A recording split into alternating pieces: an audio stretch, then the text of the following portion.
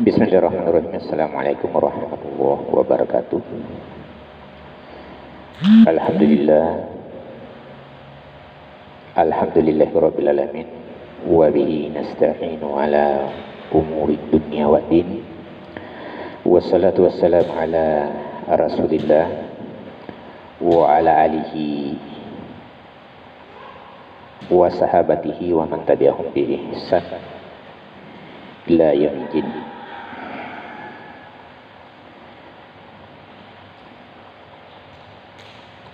Teman-teman, para sahabat saya, para keluarga, dimanapun berada, kembali kita saling mengingatkan untuk senantiasa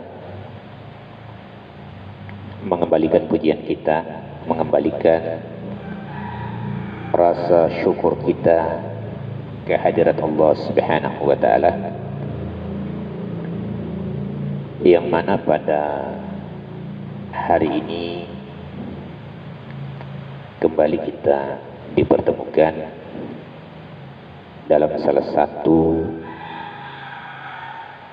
perkara yang sangat penting, yaitu bagaimana kita terus belajar, bagaimana kita terus memperhatikan, melihat diri kita yang sebagaimana disebutkan oleh Allah Subhanahu wa Ta'ala dalam salah satu firman-Nya yang berbunyi, a'udzu billahi minasyaitonir rajim, bismillahirrahmanirrahim, ya ayyuhalladzina amanu taqullaha wal tanzur nafsun ma qaddamat ligad wattaqullaha innallaha khabirun bima ta'malun.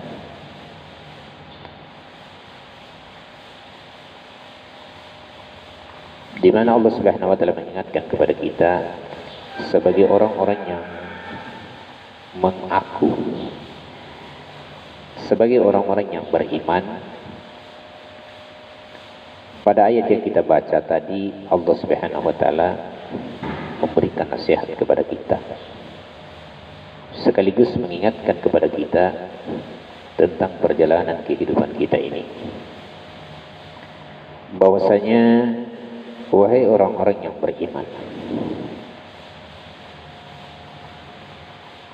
Jadi dikhususkan untuk orang-orang beriman, bukan orang-orang yang atau orang-orang Islam, tapi dikhususkan memang hanya untuk orang-orang yang beriman, karena memang ini sungguh sangat sulit. Di mana ketika Allah Subhanahu wa Ta'ala mengingatkan kepada kita, ittaqullah, tingkatkan ketakwaan kalian, senantiasalah bertakwa kepada Allah Subhanahu wa Ta'ala, senantiasalah takut kepada Allah Subhanahu wa Ta'ala dari setiap perkara-perkara engkau berada dalam kehidupan ini, dari setiap waktu engkau berjalan di atasnya, engkau berada di atasnya. Iya, masalah waktu.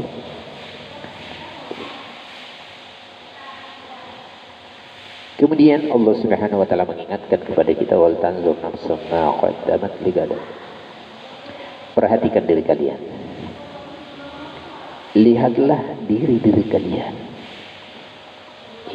Betapa indah nasihat Allah Subhanahu wa Ta'ala yang mengingatkan kepada kita, agar supaya sebatas kita memperhatikan diri kita, jangan kepada orang lain.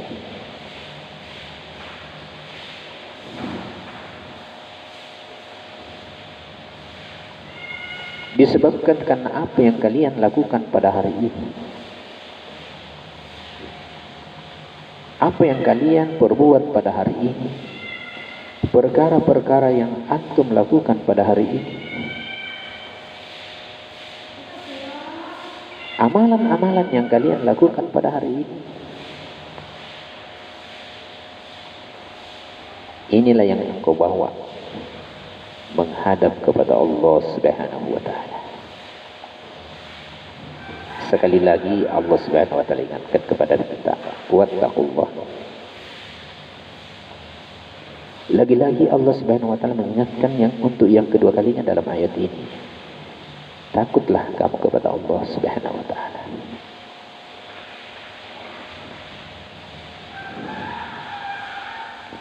Karena sesungguhnya Allah Subhanahu wa taala Maha mengetahui, Maha teliti dari apa yang kita perbuat pada hari ini. Iya, namun sebelum kita lanjutkan, saya mengajak diri saya, mengajak kepada kita semua, wahai para sahabat, teman-teman dimanapun berada,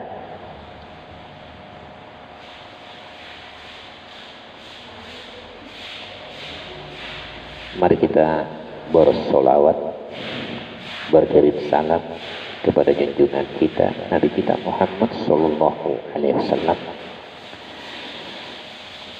kepada keluarga beliau, sahabat-sahabat beliau, dan tentunya kepada siapa saja di antara kita yang senantiasa mengikuti jalan beliau Sallallahu Alaihi Wasallam sampai pada hari kiamat nanti. Baik, tentu pada hari ini disebabkan karena COVID-19 yang mulai daripada 2020, ya, sekitar bulan Maret tahun lalu sampai pada hari ini masuk 2021, sudah di penghujung bulan ketiga Masehi. Ini kita belum tahu kapan berakhir COVID ini. Ya, kita belum tahu kapan berakhirnya. Ya, sehingga ini mungkin membuat keraguan bagi kita untuk datang ke masjid, datang ke tempat-tempat orang belajar, ya, berkumpul, bermajelis. Ya, sementara tentu sangat kita butuh yang namanya ilmu. Ya, termasuk kita yang sudah dewasa barangkali pada hari ini, yang sudah berumur dewasa, mungkin berumur 20 tahun, 25 tahun, 30 tahun. Bahkan mungkin pada hari ini ada di antara kita yang sudah bercucu, tapi kita ini orang Islam. Iya, kita orang Islam. Sehingga saya mengajak kita untuk duduk-duduk di rumah dan memperhatikan bersama bagaimana kita bisa menyerap ilmu yang sangat-sangat mendasar di dalam agama kita.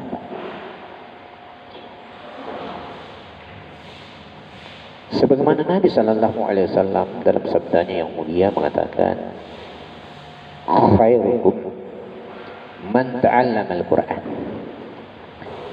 wa 'allama.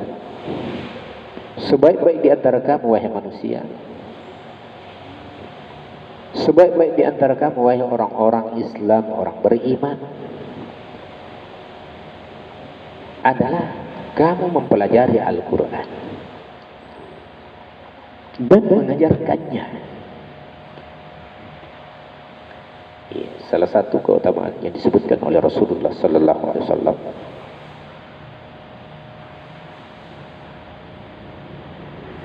dalam hadis yang mulia, bahwa tidaklah salah seorang di antara kita akan mendapatkan kebaikan dalam kehidupan di dunia ini untuk perjalanan kita menuju akhirat, kecuali engkau belajar Al-Quran. Dan belum cukup sampai di situ, kecuali engkau mengajarkan Al-Quran. Ya, maka dari itu, para sahabatku, saya mengajak, mari kita sisihkan, berikan kesempatan dalam setiap hari Apakah itu 20 menit atau 30 menit? Atau mungkin kita mengatakan saya mau 1 jam. Kita cari channel yang bisa mengajarkan kita tentang ilmu yang sangat mendasar ini adalah belajar Al-Quran. Kenapa perlu kita pelajari? Karena huruf-huruf hijaiyah di dalam Al-Quran itu sebanyak kurang lebih mungkin 30. Iya, ada 30. Ya barangkali. Iya. Itu tidak ada satupun huruf yang sama sifatnya dalam menyebutkannya. Ya, betapapun sama makhraj, ya, betapapun sama tempat keluarnya. Tapi tidak ada satupun dari ayat yang 30 itu atau huruf-huruf hijaiyah Al-Quran itu sebanyak 30 yang sama sifatnya. Dan sungguh naib bagi kita seorang muslim, sementara kita tidak pernah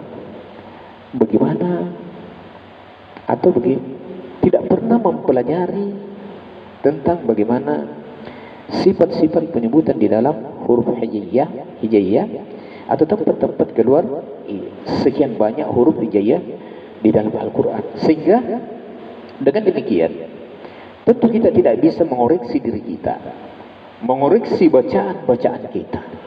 Apalagi surah Al-Fatihah yang kita kenal, yang kita tahu, yang sudah populer bagi kita bahwa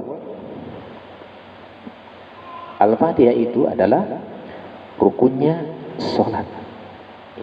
Surah Al-Fatihah itu dia adalah rukun dari rukun sekian banyak rukun sholat sebanyak 14. Ya, kita lihat di dalam fikih sholat itu ternyata rukunnya sholat itu ada 14. Salah satu rukun di sini adalah inilah baca surah Al-Fatihah. Surah Al-Fatihah tidak akan mungkin kita bisa memperhatikan, mengoreksi bacaan kita, meyakini benar atau tidak bacaan kita, kecuali karena kita paham bagaimana makhraj atau penyebutan atau sifat penyebutan setiap huruf yang ada di surah Al-Fatihah. Iya, maka dari itu ancaman di surah Al-Baqarah di salah satu firman-Nya disebutkan, kalau saya tidak salah pada ayat 121, Allah Subhanahu wa taala di sana mengabarkan kepada kita dengan berfirman, a'udzubillahi minasyaitonir rajim,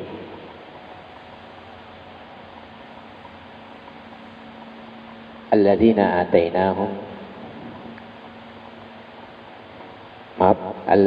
atainahumul kitaba yatlunahu haqqa tilawatihi ulaika yu'minuna bihi wa man yakfur bihi fa ulaika humul khasirun.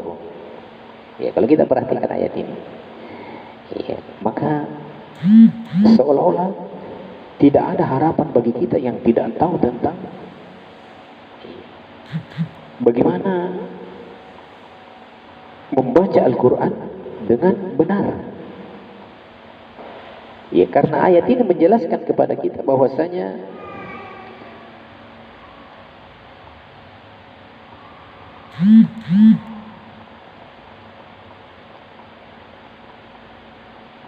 bagi mereka yang diberikan Al-Quran, adapun orang-orang yang diberikan Al-Quran, ini kata Allah Subhanahu wa taala, atau adapun orang yang diberikan Alkitab, ya termasuk Al-Quran. Iya, kalau kita pada hari ini kan diberikan Al-Quran, yatlunahu haqqa, kemudian dia membaca Alkitab itu dengan hak, benar. Dia membaca Al-Quran itu dengan benar.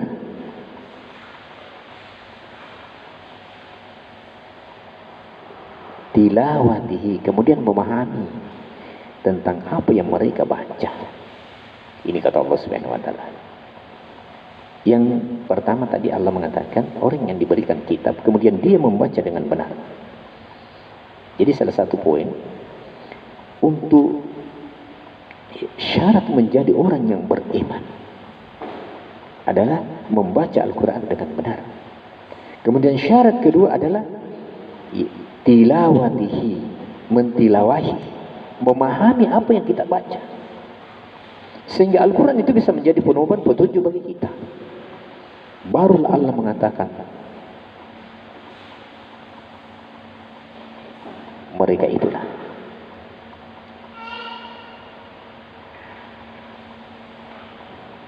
ulaika yu'minuna bihi. Mereka itulah orang-orang yang beriman kepada Al-Quran. Dan salah satu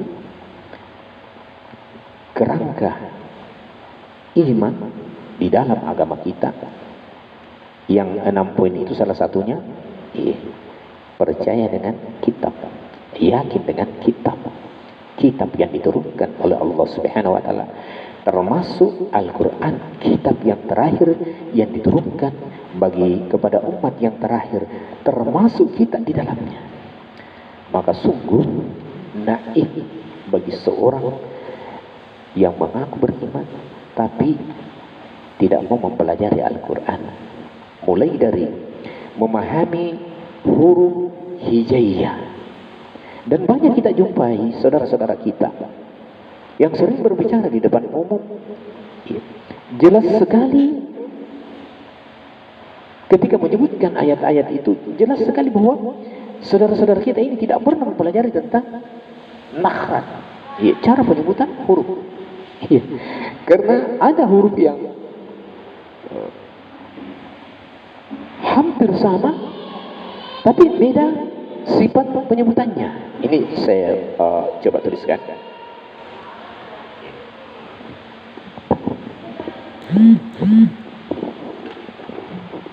Iya, Afwan. Kita perhatikan, saya coba tulis huruf-huruf yang sangat berbahaya bagi kita. Jika kita tidak pelajari makhrajnya, tempat keluarnya atau sifat penyebutannya, itu bisa keliru kita dalam menyebutkan. Seperti misalnya huruf mulai dari seperti sa, kemudian ada so, sa, so. Ada huruf yang bunyinya ro. Ini hampir sama. Sa, so, ro. Ada juga huruf yang mirip bunyinya seperti za, zai. Ada juga huruf yang bunyinya ba. Ya, kita perhatikan teman-teman, para sahabat saya. Sa, so, ro, za, ba. Ada juga yang mirip seperti sa. Sa. Ini hampir sama-sama bunyinya. Apalagi masih ada barangkali sesudah ada sa, so, ro, za, ba, sa. Ada juga huruf yang hampir sama. Ini sya. Huruf ini saya yakin 7 huruf ini saya